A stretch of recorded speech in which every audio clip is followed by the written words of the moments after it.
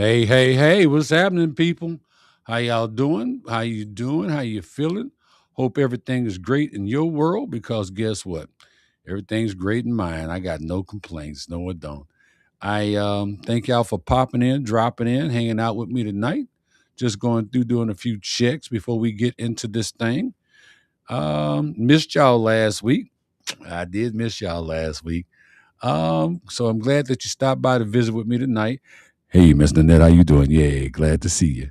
Yeah, so it was I missed y'all. I did. I missed y'all. I was for the last couple of weeks I've been traveling for day job. I was in a little place called Vermont. Yes, population a little less than 700,000, but man, it was beautiful. Beautiful state. I got to give it to you. It was beautiful. Hey, Miss Coley, good to see you. I put up a few pictures. I put up a few pictures that I took while I was there, but man, it was absolutely beautiful. And since I had to travel on Sunday, I couldn't do the show. So I, you um, why the googly eyes? Is everything okay? Can y'all hear me okay? Can you see me okay? What's going on, people? I got big googly eyes. Um, I don't know what that means. Hey, Annette, good to see you as well. Thank you very much for popping in. Baby sis, good to see you. Thank you, thank you, thank you. Let's see. I got Coley, I got baby sis, got Annette. We got more people gonna pop in, I know. Yes, right. Please like, love, and share the message tonight because I believe that you're gonna enjoy this one. And but like I say, it's been a great week. Gotta say happy birthday to Pumpkin Princess before.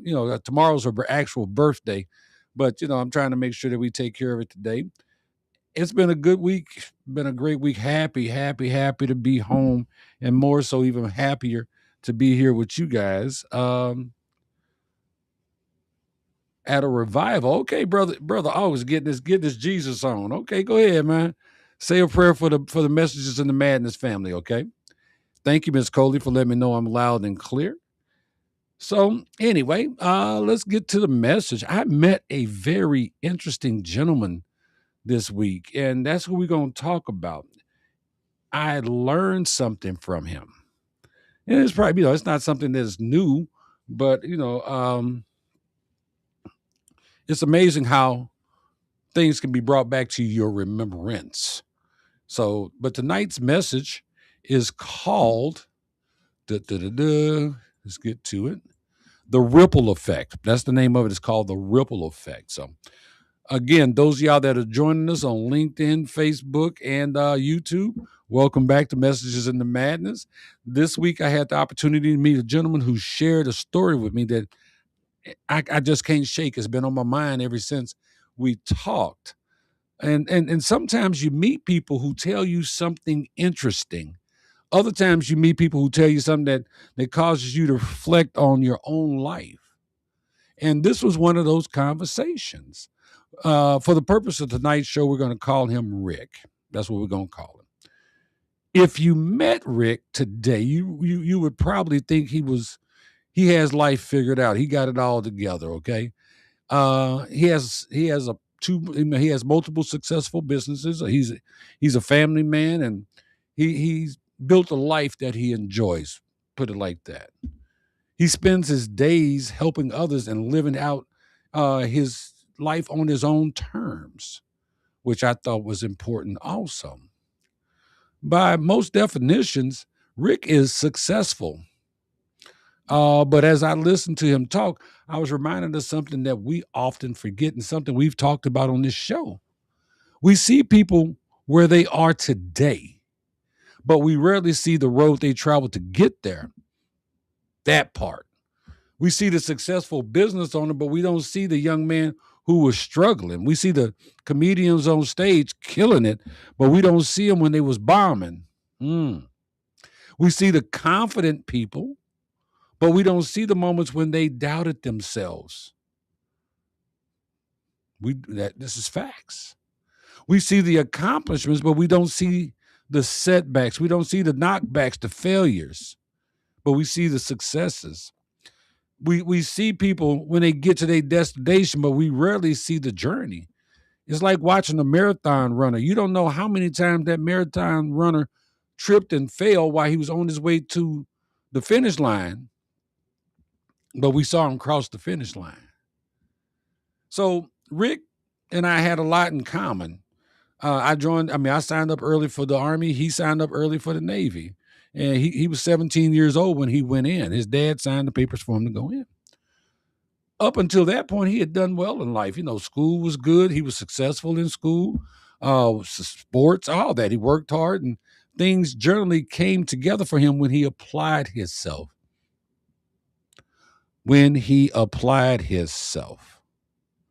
Then he got to Navy boot camp. Well, it was actually a school. It wasn't boot camp. It was a school after boot camp. For the first time in his life, he found himself failing. I think many of us can relate to that feeling, not necessarily boot camp. Everybody ain't been to boot camp, but that moment in life when we realize something isn't working, something's not right. Thank you, Ms. Coley. For some people, it's a job. For some people, it's relationships or finances, health, even their attitude. For Rick, it was his performance in the Navy school. He told me he had started hanging out with a group of sailors. They were 18, 19, 20 years old, and, they were hanging out and drinking and staying out late. It started out being harmless. It was harmless fun because, but it became something more. His focus disappeared, his grades suffered, and his performance dropped.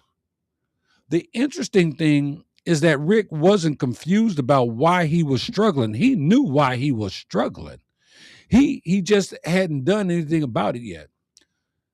That got me to thinking about how often we already know what is standing in our way. Sometimes it's a habit or procrastination. It might even be fear. Sometimes it's the people we surround ourselves with, or our unwillingness to change. And we can be pretty stubborn when it comes to changing. We spend a lot of time looking for complicated answers to problems that often have very simple causes. So one day, while walking through a building, Rick passed an office that handled alcohol and drug counseling. And something told him to walk in. Nobody forced him or pulled him into the room or threatened him or anything like that. He just walked in on his own. But for the most part, he recognized something wasn't right. Long story short, that decision may have been the most important decision of his life. See, inside that office was a master chief. Rick sat down and explained what was happening because the guy asked him, "Hey, young man, what are you doing? What's going on? How can I help you?" So Rick told him what was going on. He admitted that he was struggling and failing. Think about that for a moment. A 17-year-old, he's not a man yet, he's still a boy, admitted he needed help at 17 years old. That sounds simple, but it really isn't when you think about it. One of the hardest things any of us will ever do is admit that we don't have all the answers. And we don't. Pride keeps a lot of people stuck. Pride keeps people from asking questions, asking for help, making changes, even moving forward. Rick put his pride aside and told the man the truth. The Master Chief listened to him. And then Master Chief asked him a single question. Why are you failing? Rick said he told him honestly. He was drinking and hanging out with these older guys. Now, as he told me the story, what fascinated me was what the Master Chief did next. Master Chief didn't lecture him. He didn't try to shame him or tell him that everything was he was doing was wrong. Instead, he asked another question. And that question was, what if you stopped drinking? Could you handle your studies and do what you're supposed to do if you stop drinking and hanging out with the boys? And Rick told me, yeah. He said he thought about it. And then he said, yes, I could do that. And that was it. One conversation, one question, one answer, and one decision. Just that fast. Rick quit drinking. Just like that. Now, before anybody uh for anybody listening tonight says it can't be that easy, let me be clear. Not everybody's journey is the same. Some people struggle for years, are required treatment or intense support systems or deep accountability before they stop doing something that they know they really shouldn't do. The point is not how quickly Rick quit. The point is that he became willing to change. That willingness changed everything. Rick regained his focus. Yeah, he recommitted himself to his studies. He applied himself and even eventually graduated at the top of his class. Now, most people would hear that part of the story and think that's the end, but it's not. It's actually where the story began, because what happened next is what makes this message so powerful. That conversation with the Master Chief planted a seed that would continue growing for decades. See, Rick became deeply interested in helping people who struggle with alcohol and addiction. He became a counselor. He did it in the Navy. He helped other sailors. Then he did it in county government, state government. Ultimately, he opened his own rehabilitation centers, and thousands of people would walk through those doors over the years. Thousands, because he told me they treat over 1,500 people a year. So over the years, that's thousands of people. And as I sat there listening, I realized something incredible. The Master Chief thought he was helping a sailor. What he was really doing was creating a ripple effect that would touch countless lives. Hey, Miss Marion, good to see you. Yeah, he was creating a ripple effect that would touch countless lives. Every person Rick helped, every family that stayed together, every person who found recovery. Oh, man. Every child who got a parent back, and every life that moved in a better direction. All of it can be traced back to one conversation. One conversation that Rick had when he was 17 years old. Think about that. Not a $1 million investment, not a government program, not a big ass business plan. It was a conversation. I wonder how many conversations we have every day without realizing their potential impact. How many times have we encouraged someone who was ready to quit? How many times have we offered advice that someone carried with them for years? Good questions, huh? How many times have we simply listened when somebody needed to be heard? Most of us will never know. We'll never know that. The Master Chief certainly didn't. I doubt he walked out of that office that day thinking he had just changed the course of a young man's life. I'm sure that's not what he walked out thinking. He was probably doing what he had done hundreds of times before. He listened, asked a question, offered guidance, and then moved on with his day. Meanwhile, Rick never forgot it. Pause right there. Baby sis said,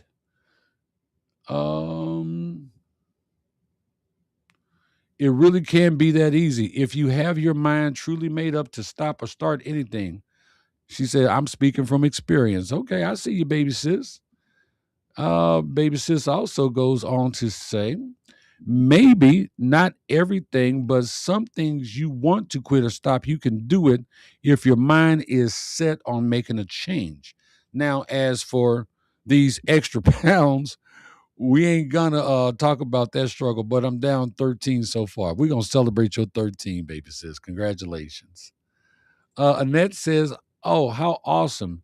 It was two Navy doctors that founded TriWest and for for TBA and PTS. All right, that's awesome. Thanks for sharing that, Miss Annette. So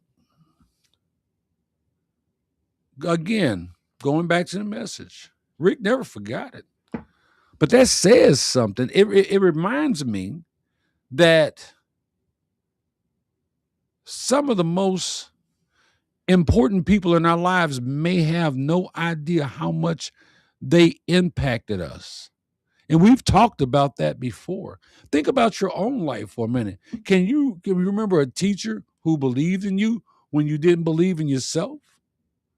Can you remember a coach who pushed you harder than you wanted to be pushed, or a supervisor who gave you an opportunity to change your career? We talked about that last week. Well, a couple of weeks ago. Or a family member who refused to give up on you when everyone else had. Can you remember a friend who called at the exact right moment? And most people can remember those things. And if we're being honest, there are probably a few people who helped shape our lives in ways that we may never understand. Not fully. We don't. As Rick continued to tell me his story, he told me something that stayed with me. He said he had one regret, just one regret. He never got the opportunity to thank the Master Chief. He never got to tell him what that conversation meant or explain how one simple decision changed the direction of his life.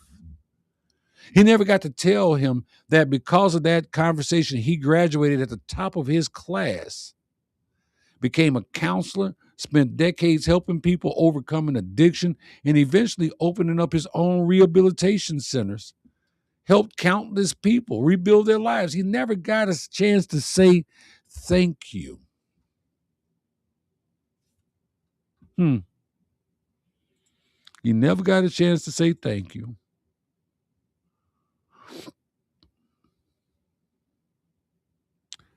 She said, Drill Sergeant A, my brother, when I started, okay, you had somebody in your corner. All right. Huh. That hit me hard, people, because I think many of us carry a few thank yous that never got delivered. Maybe we assumed that there would be another opportunity. Maybe life got busy. Maybe we lost touch. Or maybe we thought we'd do it later, and that later never came. One of the lessons I took from Rick's story is this: gratitude should not be postponed. If someone made a difference in your life, tell them. If somebody helped you through a difficult season, you should tell them about that.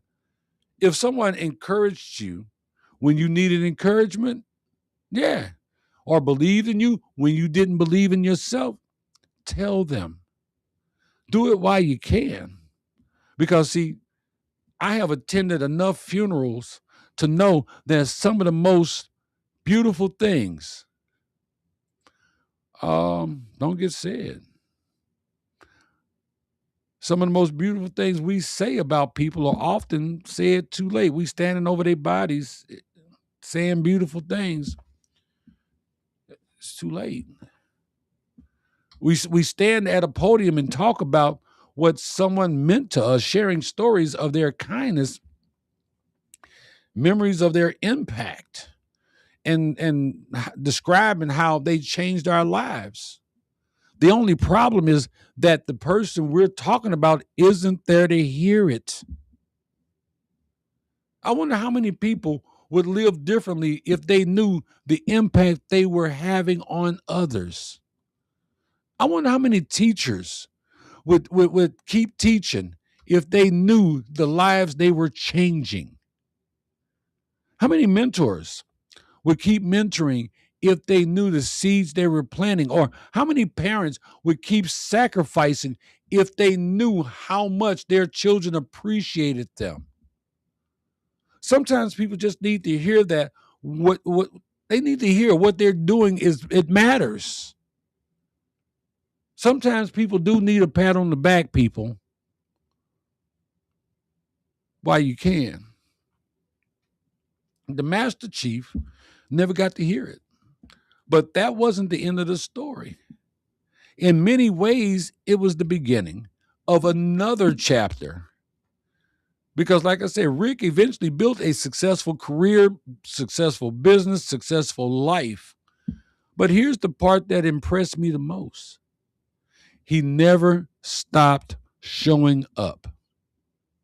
You see, Rick owns his rehabilitation centers. Well, him and his business partners.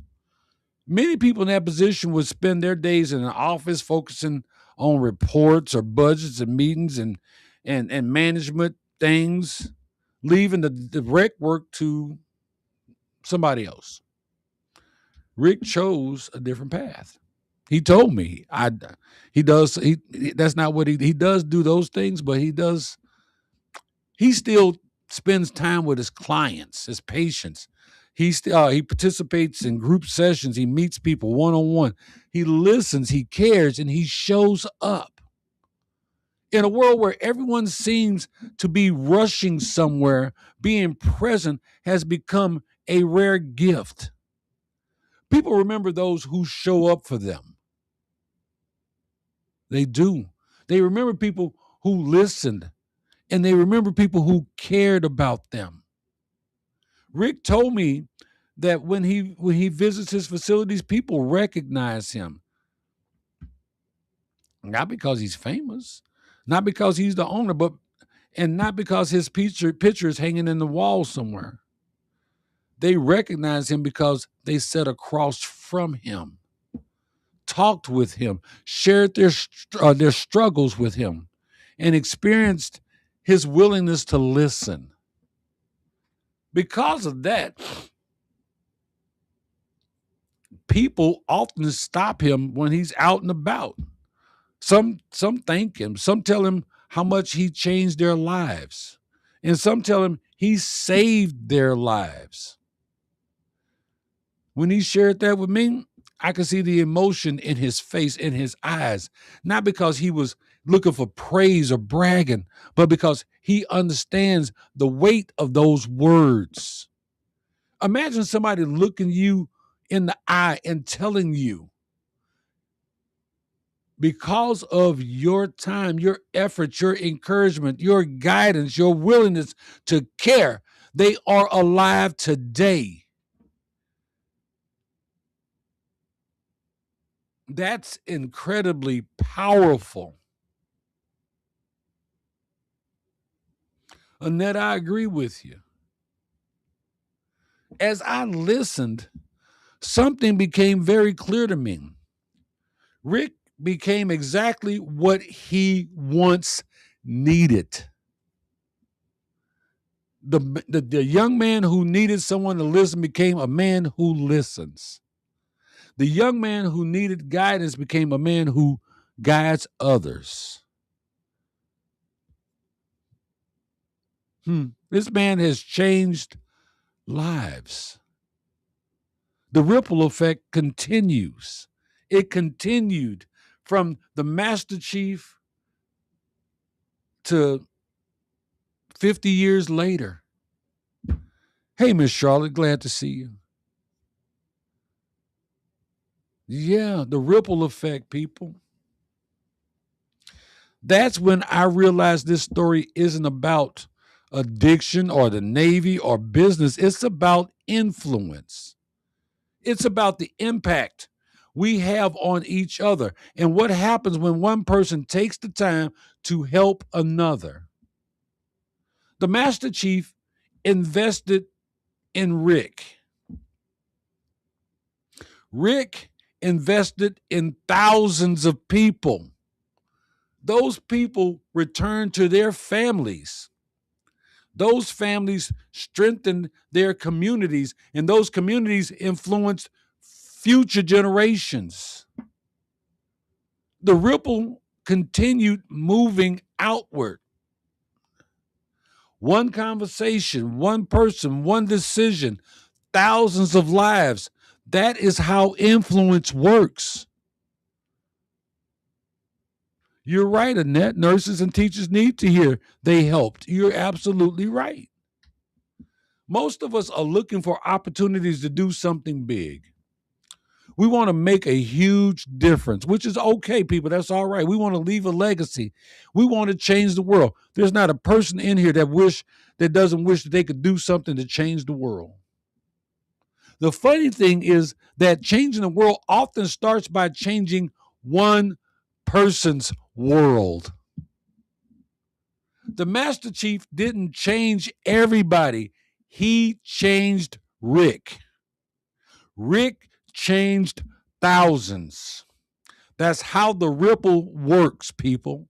That's how influence works. That's how legacies are built, one person at a time, one conversation at a time, one act of kindness at a time.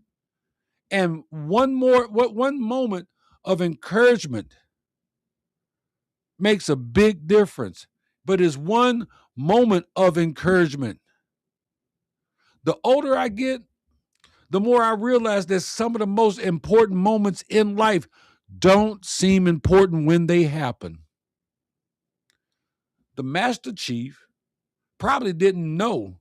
Rick certainly didn't know, and neither of them could have predicted where the conversation would lead. Hey, Dustin, good to see you, buddy.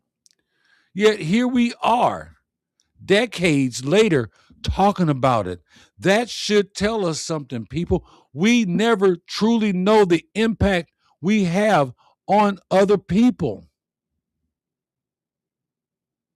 We don't. A few years ago, if someone told me that a casual conversation would stay with me for days, I might not have believed them. Yeah, here I am sharing Rick's story with you because it made me think about my own life. It made me think about the people who helped me, the people I may have helped, and the responsibilities we all have to show up for one another. One of the things I often talk about is the importance of checking on people. Not because it sounds nice or because it's popular, but because sometimes people are carrying things we know nothing about. We see the smile, but we don't see the struggle. We see the success, but we don't see the sacrifice. We see the person holding it together, but we don't see what it took for them to make it through the day. Yeah. Rick looked successful before he was successful. And most people probably had no idea he was struggling. That's true for a lot of people. The person sitting next to you at work, the person serving your meal, the person ringing your groceries up at the Walmart, the neighbor across the street, or the friend who always seems to be doing fine. We don't always know what people are carrying. Dustin says, the older I get, the more I'm turning into a barometer. Headache equals storms. Huh. Annette says, you have helped a lot. Your book was our discussion today with U.S. vets. Well, thank you very much. So that's one more reason why conversations, listening, and kindness matter, people. Sometimes we underestimate the value of simply being present. We think we need the perfect answer, a solution to every situation, profound wisdom, when sometimes people just need someone who cares enough to listen. The Master Chief didn't solve every problem in Rick's life. He simply listened long enough to help Rick see what was already in front of him. That takes true wisdom. Sometimes leadership isn't about having all the answers, it's about helping people find their own answers. The best leaders I've known weren't always the smartest, the loudest, or the most educated people in the room. Drill Sergeant Darden was a don't get me started about that. I'm gonna have a nightmare tonight about Drill Sergeant Darden. But he made a difference in my life. They were the people who cared enough to invest in others. They listened, taught, encouraged, challenged, and believed in people. The Master Chief did that for Rick. Rick now does that for others, and the ripple continues. I think that's why this story resonated with me so deeply, because it reminded me that every one of us is creating ripples, whether we realize it or not. The question is whether we're influencing people. We and believe it or not, we are. Every last one of us. The question is what kind of influence we're creating. Excuse me.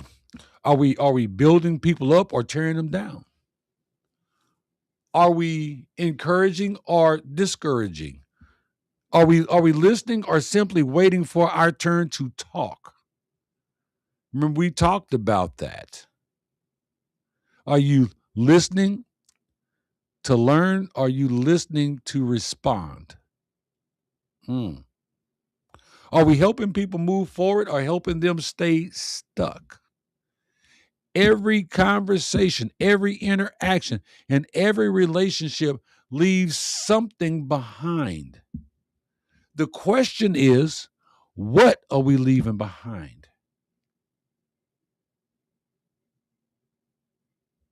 Hmm. Hey, Miss Ethel, thanks for stopping in. She says, you do what you can and recognize that your wings can only hold so much. That is very true. Dustin said, nope. We never can tell what someone else is dealing with. Best thing to do is to stay humble and compassionate and understanding for the folks around you. You're right. So as I reflect on Rick's story, I keep coming back to three people. The 17-year-old man or boy who was struggling, the Master Chief who took the time to listen, and the older man who now spends his days helping others. Three people, three stages of one life, and three reminders for us all. Sometimes we're Rick. Sometimes we're struggling. We need help. We need guidance. And we need someone to listen. And there's nothing wrong with that, people. Sometimes we were the Master Chief.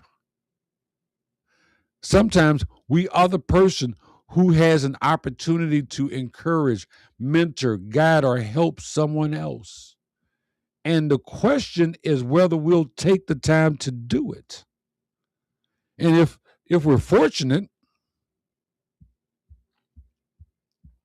there may come a day when we become the older Rick, a person who can look back on their life and see the positive impact they have had on others. He told me he was in a restaurant and the waitress walked up to him and gave him a big old hug and thanked him and told him, hey, yeah, I went through your program and I was so proud when I got my own place. But she said I wasn't proud that it wasn't just that fact that I got my own place. She said, I knew I had arrived when I finally got a piece of mail in my name with my address on it for a place that I paid rent at. And she said that would not have been possible without going through that program.